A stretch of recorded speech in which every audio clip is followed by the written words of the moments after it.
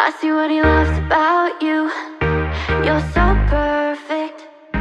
Hope you know that you got everything. Herkese merhaba, kanalıma hoş geldiniz. Bugün toplamda 5 motiften oluşan çok şık bir çanta yapacağız. Çift büküm koton ip kullandım çantamda. Tamamıyla motifle çalıştık. 4 numara tığ kullandım.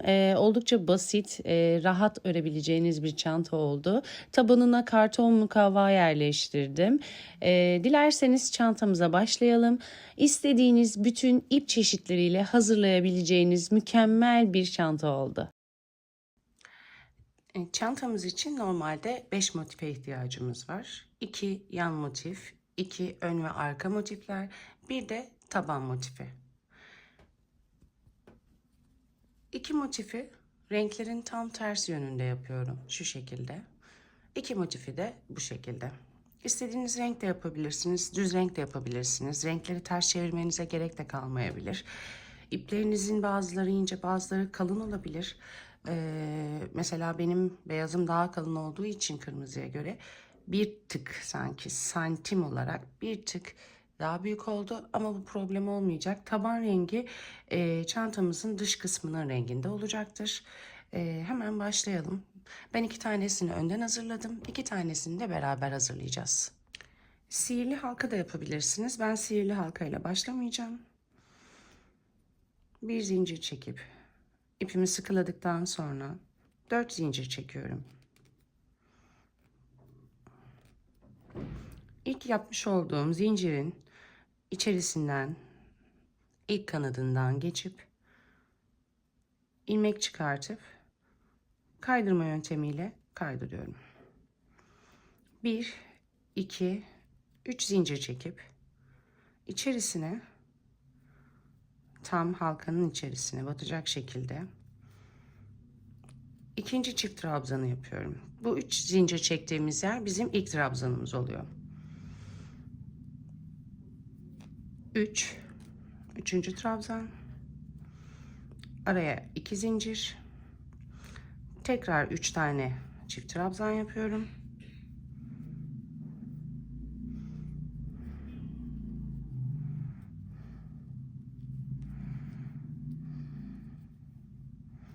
Araya 2 zincir, tekrar 3 trabzan yapıyorum. Kare bir motif olacak.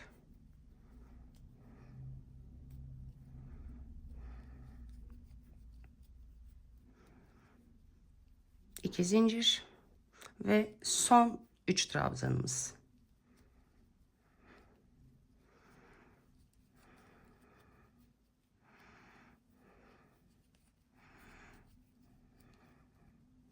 Arkadaki ipimizi sıkalım. Arkada gizleyeceğiz, onu yürütme yapacağız. Kapama yerinde zincir çekmiyorum. 2 zincir çekmiştik. İpimi tığa doluyorum. İlk yapmış olduğumuz trabzanın 3 zincir çektiğimiz trabzanın ilk tepe noktasına batıp ipimi arkada gizliyorum. Bir ilmek çıkartıyoruz. Toplamda tığımızın üzerinde 1, 2, 3 tane ilmek oluyor. Üçünü aynı şekilde çekiyoruz. Şimdi devam ediyoruz. 2 sıra yapmışız beyaza. 1, 2, 3 zincir çekiyoruz. Bu noktaya bir çift trabzan yapıyoruz. Hemen 1, 2, 3 zincir çekmiş olduğumuz yerin, kaydırma yapmış olduğum yerin aynı noktasına, içerisine batarak trabzan yapıyorum. İkinci çift trabzanın şurada görmüş olduğunuz hemen tepe noktasına batıp tekrar trabzan yapıyorum. Tüm yapmış olduğumuz trabzanların tepe noktasına batarak aynı şekilde birer tane trabzan yapıyoruz. Ara boşluklara ikişer tane çift trabzan yapıyoruz. 1, 2, yine aralarda 2 zincir, karşı tarafa yine aynı noktaya 1, 2 çift trabzan.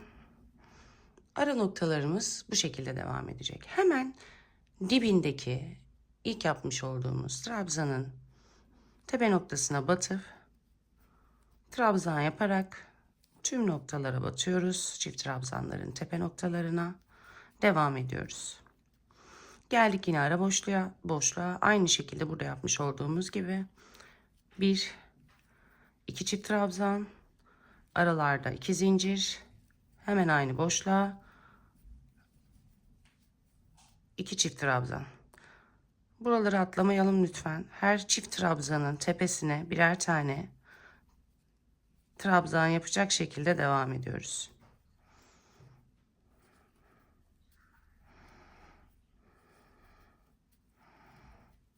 Ara boşluktayız. 2 trabzan, 2 zincir, 2 trabzan.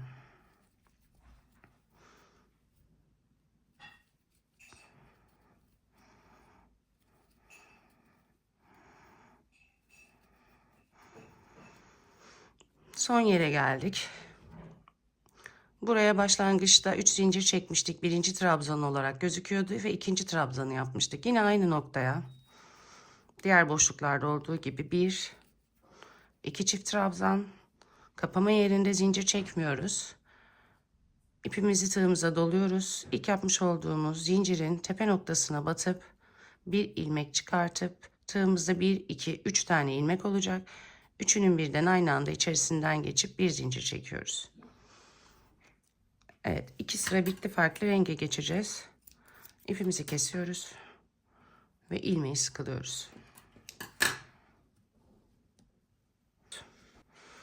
Bir zincir çekiyoruz, ipimizi sıkılıyoruz. Aynı noktaya batmayacağım bombeli durmaması için. Çünkü ipimi arkadan gizleyerek devam ettireceğim. Farklı bir boşluğa batıp ipimi arkaya alıp gizliyorum.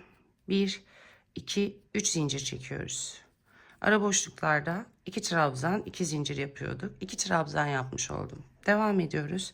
Yine aynı şekilde hiçbir şey değişmiyor. Tüm trabzanların tepe noktasına birer tane trabzan yaparak devam ediyoruz.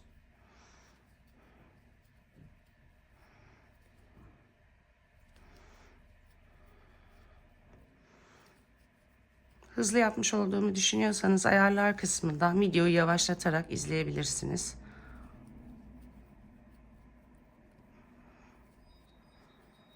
Ara boşluklara 2 trabzan, 2 zincir, 2 trabzan, 2 zincir. Bu şekilde devam edelim. Bu sırayı gri tek yapıyoruz. Sonra kırmızıya geçeceğiz.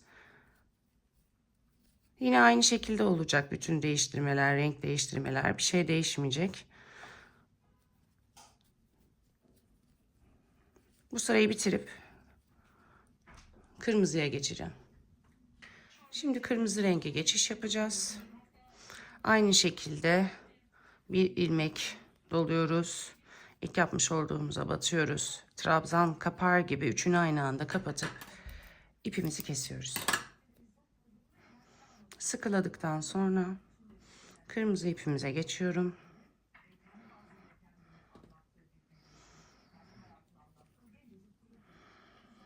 Aynı bir önceki sıralarda yapmış olduğumuz gibi devam ediyoruz. 2 trabzan. Tüm trabzanların tepe boşluğuna hiç atlamayalım lütfen. Birer trabzan.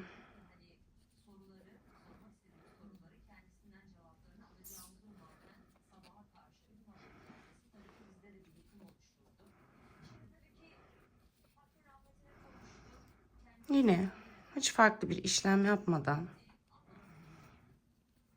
bu şekilde devam ediyoruz. Kırmızıyı 2 sıra yapıyoruz. 2 sıra yaptıktan sonra motifimizi yine aynı şekilde kapatıp diğer rengimizi yapıyoruz.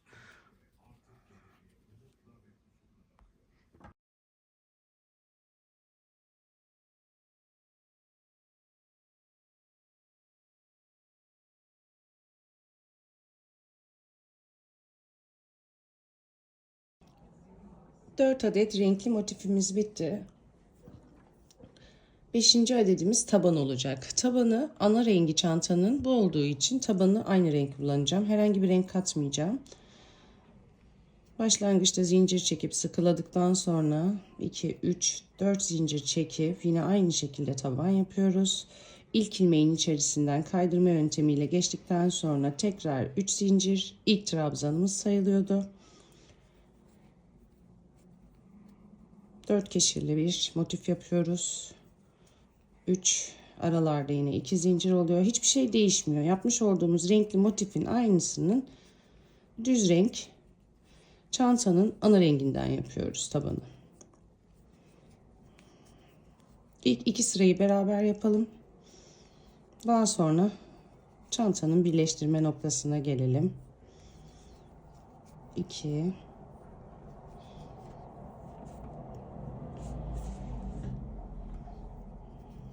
3, 2 zincir, 1, 2,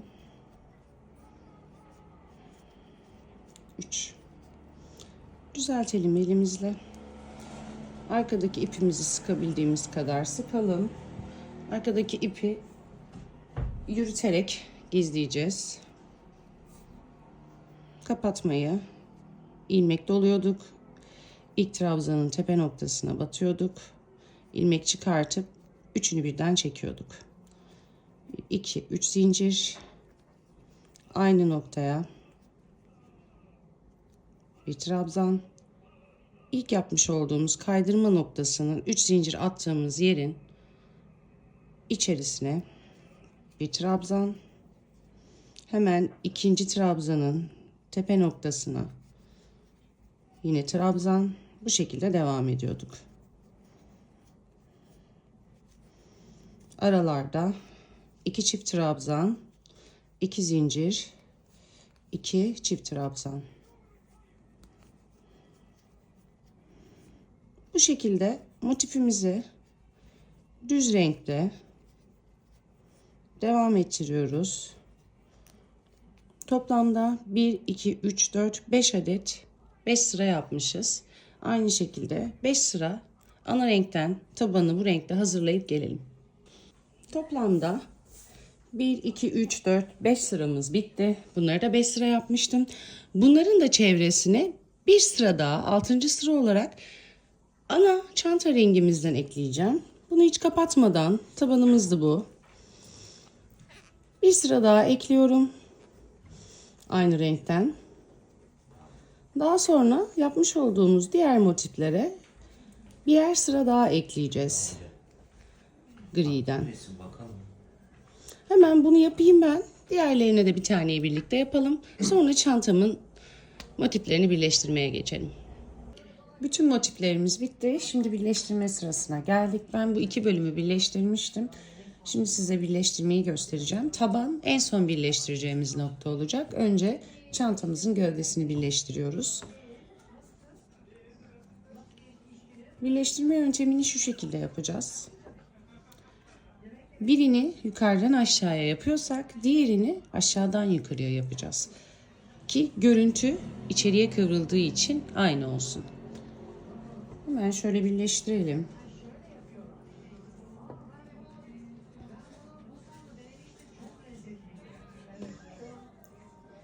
Ucu aldım. Diğer motif parçamızı aldık.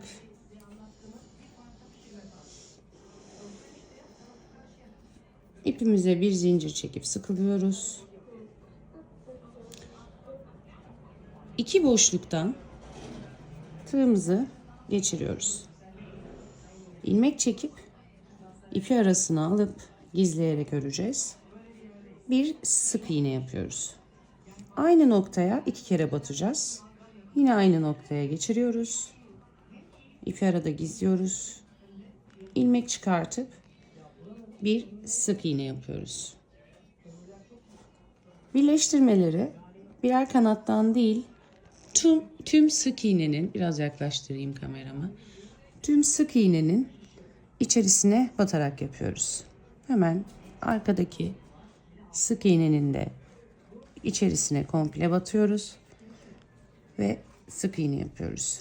Yine aynı şekilde bir buradaki motif, bir karşı motifin sık iğnenin içerisine batıp sık iğne yapıyoruz. Devam ediyoruz. Tüm boşlukları alıyoruz. Ve sık iğne yaparak devam ediyoruz.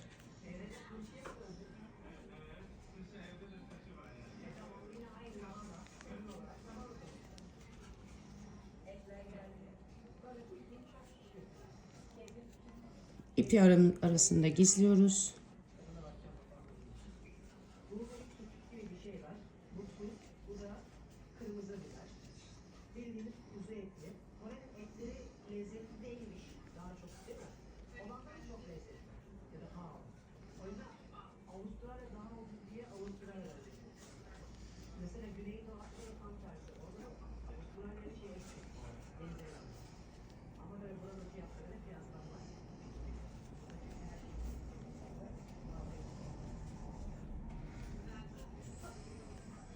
Elimizi ne sıkı ne çok gevşek yapıyoruz. Rahat bırakarak tepe boşluklarından geçirerek sık iğneler oluşturuyoruz.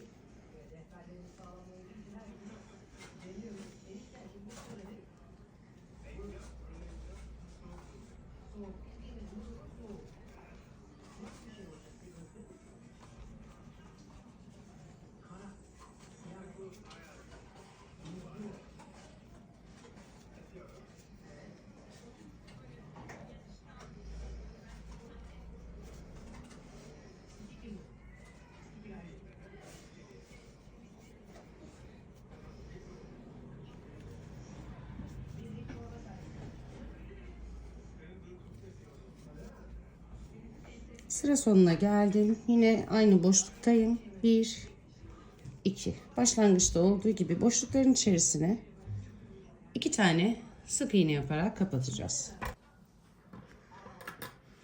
İpimi kesiyorum. Bir zincir çekmiştim.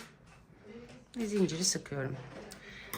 Ben kırmızıların öne gelmesini istiyorum. Burada hangisinin renginizin öne gelmesini istiyorsanız kırmızıyı öne getirelim. Ben kırmızımın öne gelmesini istediğim için, bakın burası önemli. Bunların düzgün duruyor olması için.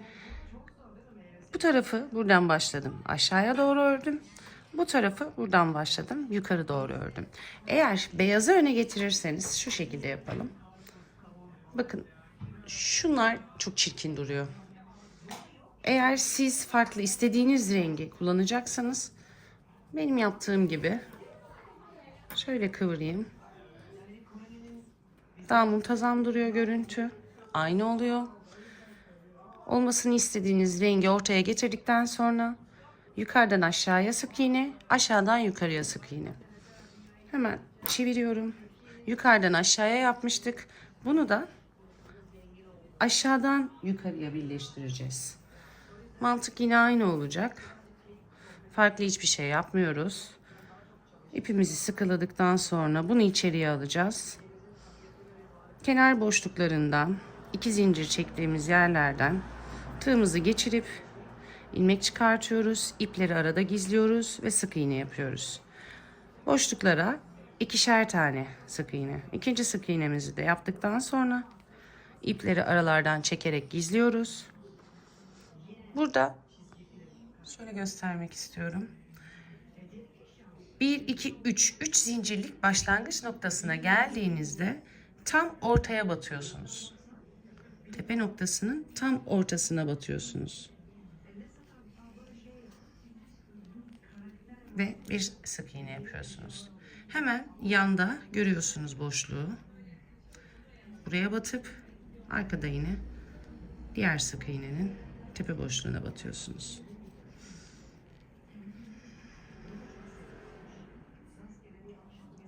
Devam edelim. Tepe boşluklarına batarak, ipleri arada gizleyerek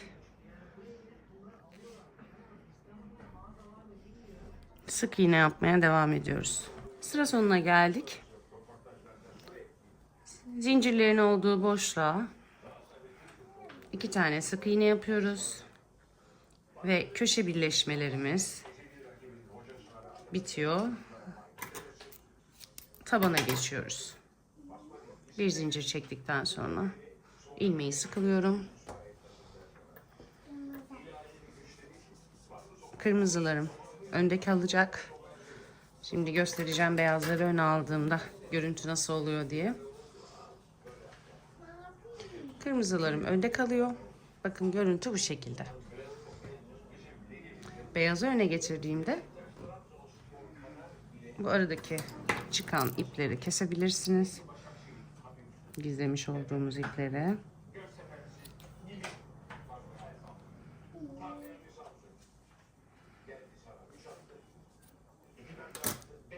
Beyazı öne getirdiğimde duruş dışa doğru olduğu için muhakkak öne gelmesini istediğiniz rengi soldan aşağıya, sağdan yukarıya doğru dikin.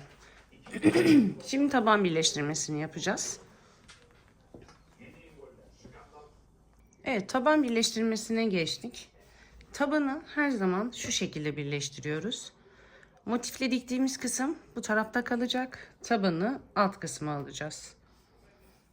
Çünkü örgü şekli burada belirttiğim gibi burada da farklı duruyor. Hemen bir zincir çekip ipimizi sıkılıyoruz. Herhangi bir noktadan tabanı alıyoruz.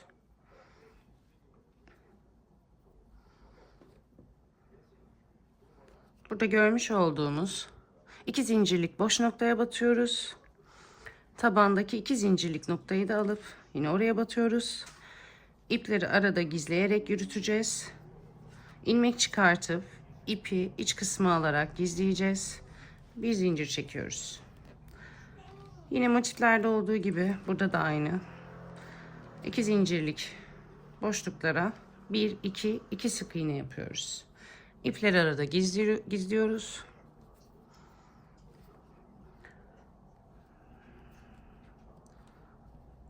Karşılıklı gelen tüm sık iğnelerin tepe boşluklarına batarak sık iğne yapıyoruz. İpleri arada gizleyerek. Aynı motiflerde yaptığımız gibi tabanda da aynı işlemi yapıyoruz. Sıra sonuna kadar gelelim. Sıra sonuna geldik. Sıra sonunda da yine aynı şekilde 2 zincirlik noktaların ikisine de batarak aralara 2 sık iğne yapıyoruz. Hemen yan tarafa atlayıp bu yan tarafın 2 zincirlik boşluklarına da batıp 2 adet sık iğne yapıyoruz.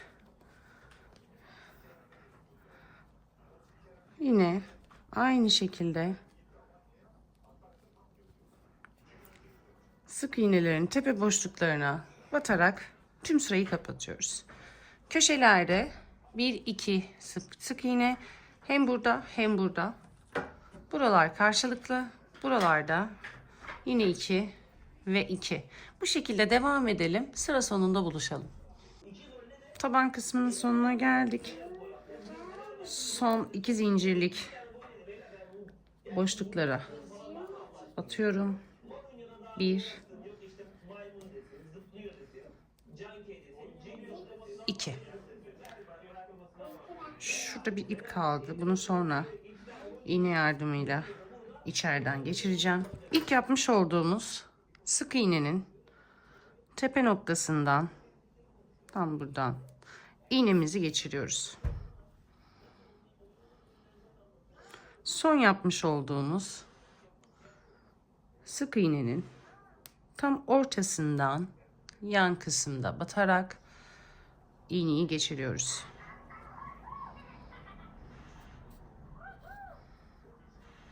Sonra şu şekilde göstereyim. İğneyi içeriye sokuyoruz. içeriden ipimizi aralardan geçirerek kaydıracağız. Benim önde kalacak kısmında.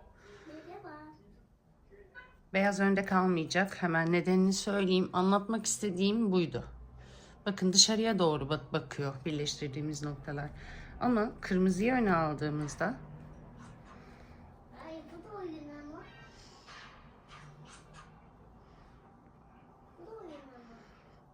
içeriye doğru geliyor. Şimdi şu kısımlarını yapacağız. Onlar da çok basit. Yine örgümüzdeki model gibi çift trabzan olarak devam edeceğiz üst kısımlara. Herhangi bir yerden başlamamız yeterli olacaktır. Ben yanda kalacak kısımlardan başlamayı düşünüyorum. Herhangi bir noktaya tığımızı batırıyoruz. 1 2 zincir çekiyoruz. Hemen yanındakine çift trabzan yapıyoruz. Yanındaki tepe boşluğuna çift trabzan ve tüm ilmeklerin tepe boşluğuna çift trabzan yaparak devam ediyoruz.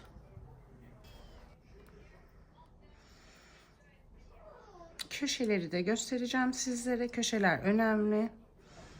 Orada batacağımız bir nokta var.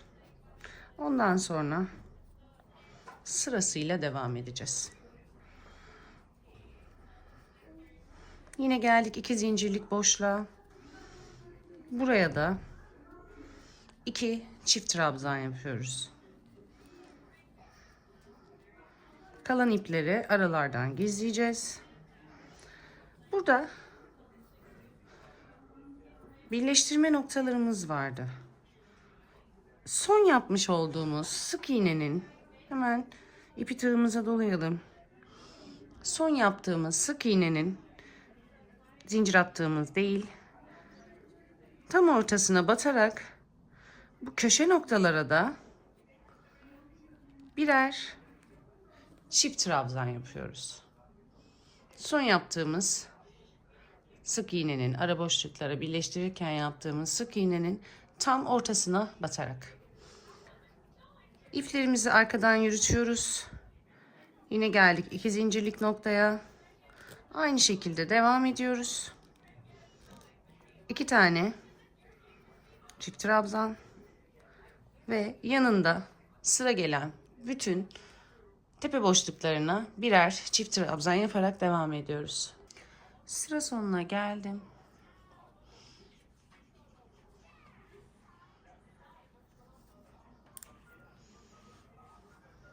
Toplamda bununla beraber 1, 2, 3 sıra yapmamız gerekiyor. Bu birinci sıramız. 2 sıra çift trabzan daha öreceğiz. 3. sırada sap kısmı yapacağız. Bu birinci sıramızdı. Kapamayı göstereceğim. Başta 2 zincir atmıştık. Hemen ilk yaptığımız değil, ikinci sık iğnenin tepe boşluğuna batıyoruz. Bir ilmek çıkartıyoruz ve diğer ilmeğimizden çekip 1, 2 zincir atıyoruz. Daha sıkı bir kapama yöntemi oldu. Aralarda boşluk kalmadı. Hemen yanındakini, yani ilmek kaydırdığımız noktaya tekrar batarak bir trabzan yapıyoruz. Her sıraya bu şekilde devam edeceğiz.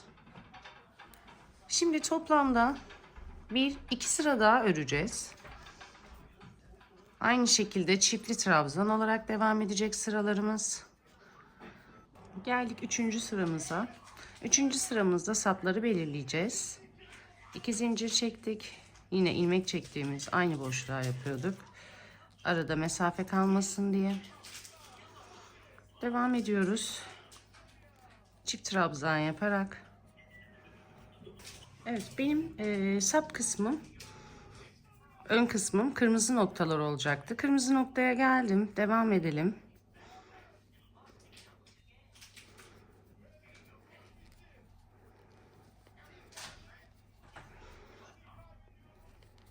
Ben ilmek ayraçlarımı belirledim.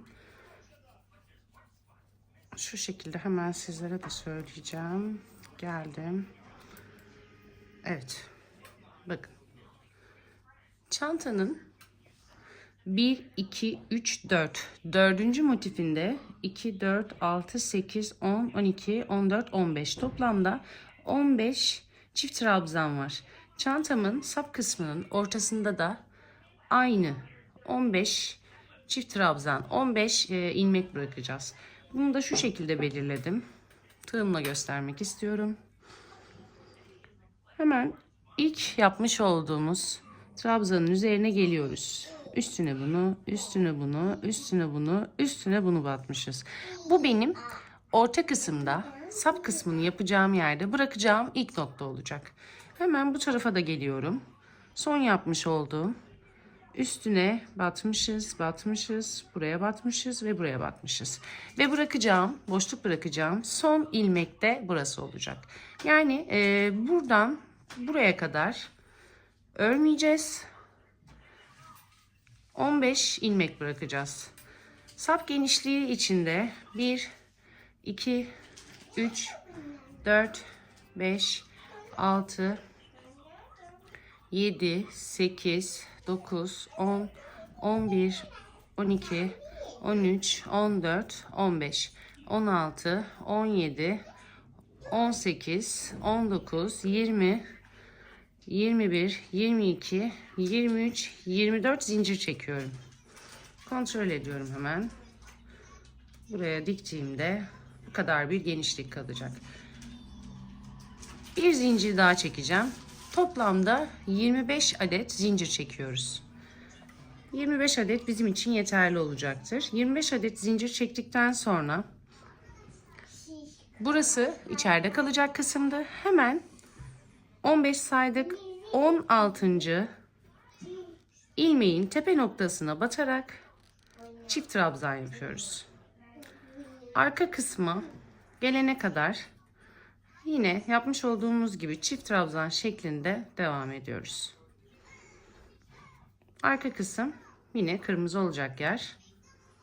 Oraya gelelim. Orada buluşalım. Tekrar geldik sap yapacağımız kısma. Hemen bakıyoruz buradan. İlmek ayracı koymadım çünkü çok basit. Birkaç sıra daha devam ediyorum. Bakıyoruz ilk yaptığımız. Üstüne bu gelmiş, üstüne bu, üstüne bu, üstüne bu. Buradan bırakacağım. Bir tane daha yapıyoruz. Sayıyoruz buradan. 1, 2, 3, 4, 5, 6, 7, 8, 9, 10, 11, 12, 13, 14, 15. Batmayacağım sap kısmı. Şuraya iğnemi takıyorum. Kontrol ediyorum. Üstüne batmışız. Üstüne doğru. Devam ediyoruz. Son noktama battıktan sonra 25 zincir çekiyorum. 2, 3, 4, 5, 6, 7, 8, 9, 10, 11, 12, 13, 14, 15, 16, 17, 18, 19, 20, 21, 22, 23, 24, 25. 25 zincir çektikten sonra 15 ilmek atlayıp iğneyi takmıştık. İğnemi çıkartıyorum. Buraya bir çift trabzan yapıyorum. Ve devam ediyorum sıra sonuna kadar.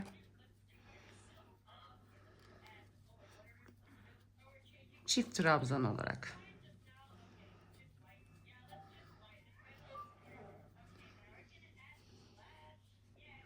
Bir sonraki sıramıza geldik.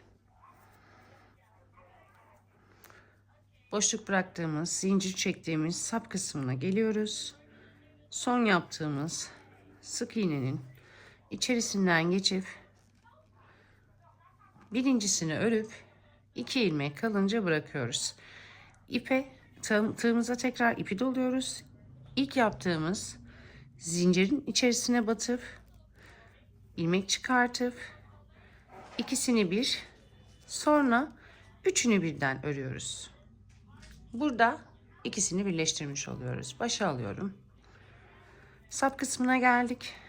Son yapmış olduğumuz çift trabzanın içerisine batıp ilmek çıkartıyoruz. İkisini çekip ikisini tığda bırakıp ilmek doluyoruz.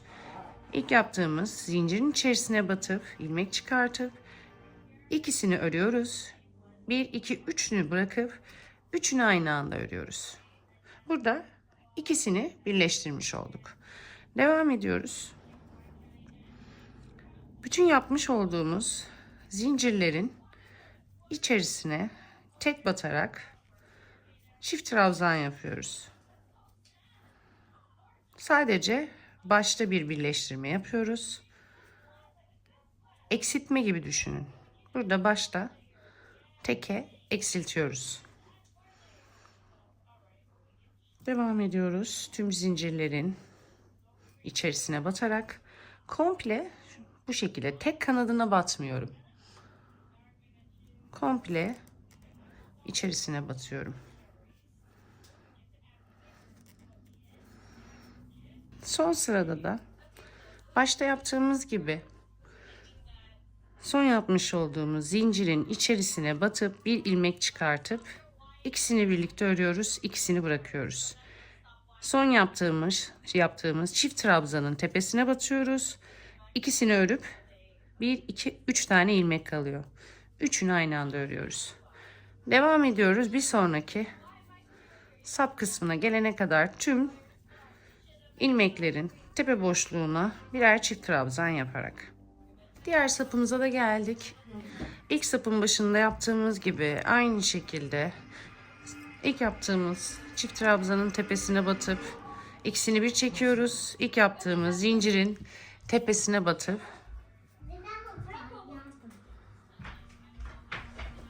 ikisini bir çekip sonra 3 ilmeğin hepsini beraber çekiyoruz. Bu şekilde devam edip çantamızı bitirebiliriz. Çantamız bu noktada bitmiş sayılır. Sona geldim. İpimi birleştirme yöntemiyle kapatacağım düzgün dursun diye. Kestikten sonra ikinci trabzanın tepe boşluğundan batıp ilmek çıkartıyorum. Ve buradaki son yapmış olduğum trabzanın tepe boşluğunun ortasından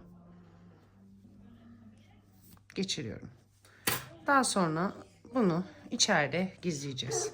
Buradan bitirmiş olduğumuz noktadan batarak ipimin ikisini de arkada gizleyerek sık iğne yaparak devam ediyorum. Tüm ilmeklerin tepe boşluklarına birer tane sık iğne yapıyoruz. Çantamız bitti. Orta kısmında bir birleştirme yapacağım. Hemen şurada.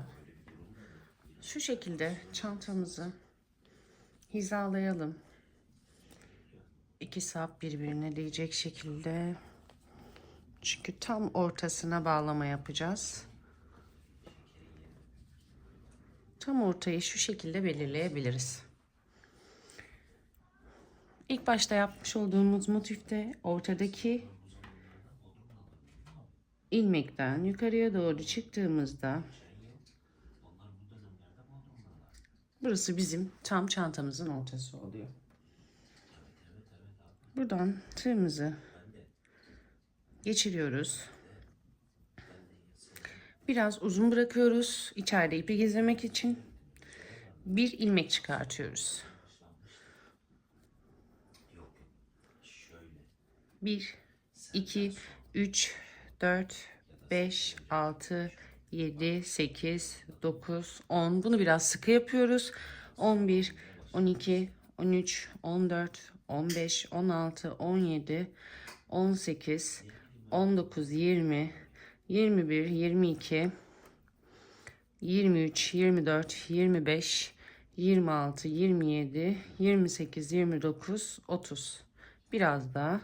31, 32, 33, 34, 35, 36, 37, 38, 39, 40. 40 bizim için yeterli olacaktır.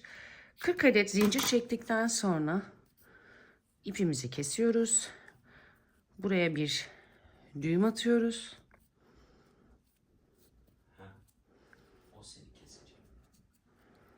En ucuna gelecek şekilde düğüm atıyoruz. İpimizi sıkıp ipin boyutunu kısaltıyoruz. Hemen arka tarafına geçiyoruz. Orta kısma geliyorum. Motifin tam ortasındaki ilmeği devam ettiriyorum. Üzerine gelen ilmeklere bakıp ortası buraya denk geliyor. Bir ilmek çıkartıyorum tığımı batıp. Yine buraya da 40 adet zincir çekiyorum. Çantam bitti. Bence çok şık oldu. Umarım siz de beğenirsiniz. Tabanına karton poşetten sert bir mukavva kestim. Taban kısmına, taban boyutunda birebir yerleştirdim. Kenarlarına ip bağladık. Bu şekilde de kullanabiliriz. Umarım beğenmişsinizdir. Bence çok tatlı oldu. Her çeşit ip çeşidiyle yapabileceğiniz bir model.